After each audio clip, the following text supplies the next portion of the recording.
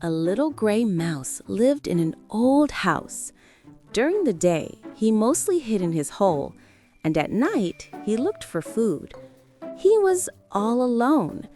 He was so tiny, his fur was gray, his eyes were beady, his ears shone pink in the sun, and his tail was like a string. One evening, as usual, he ran into the kitchen of the house where he lived looking for food. Much to the mouse's chagrin, the kitchen had been meticulously cleaned.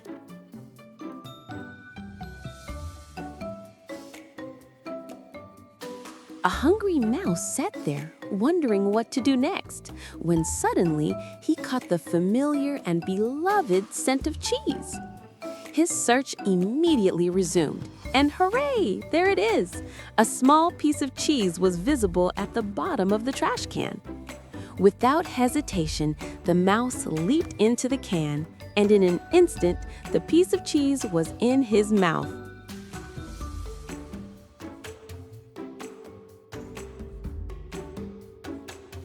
The hungry mouse ate it in a flash.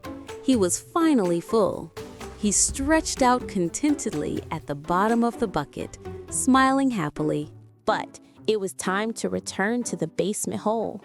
But here's the problem. The mouse's paws were sliding along the wall of the plastic bucket, and all attempts to get out of it were futile. The mouse sat dejectedly and thought, exhausted by attempts to get out of the bucket. What to do? Then he heard cautious, soft footsteps and a surprised purr. Yes, it was the owner's cat, White. Mouse was afraid to meet the cat and was wary of him in every possible way. White jumped onto the chair next to which stood the trash can and looked at the mouse with interest, walking back and forth on the chair.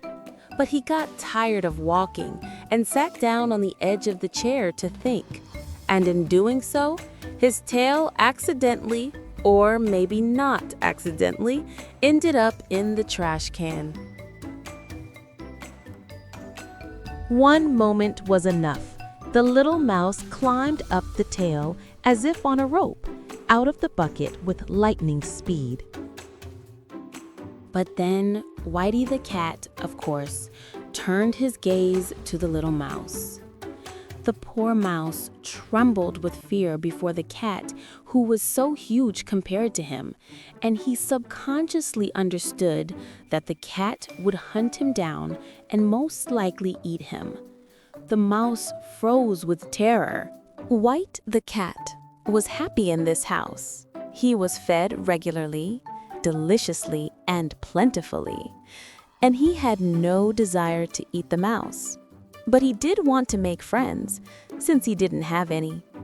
A dog named Red lived in the yard, but somehow the friendship didn't work out. The cat looked curiously at the frightened mouse, and the mouse sat and looked up at the cat, blinking its beady black eyes, and gradually began to understand that White wasn't scary at all and had no intention of eating him. Since then, they became friends. White the cat sometimes demonstrated to the owners of the house how he hunts mice, playfully playing with the mouse, letting it run away. White the cat and the mouse walked not only in the house, but also in the yard when no one was nearby. They frolicked in the grass, hiding from each other. One day, they were so carried away by the game that they did not notice the red dog Red sneaking up. White was afraid of Red, who always barked at the cat whenever he saw him. He disliked White because his owners picked him up, petted him more often, and gave him treats more often.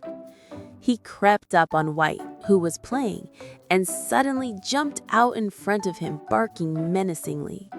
White was stunned, his eyes wide with fear.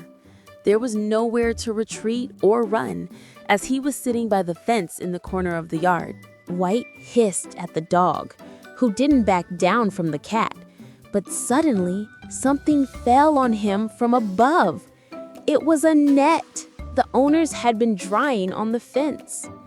A gust of wind blew it off the fence and onto the dog's head.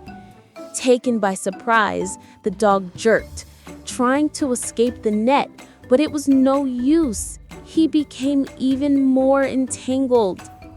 The cat was no longer afraid of the dog. He knew he was saved.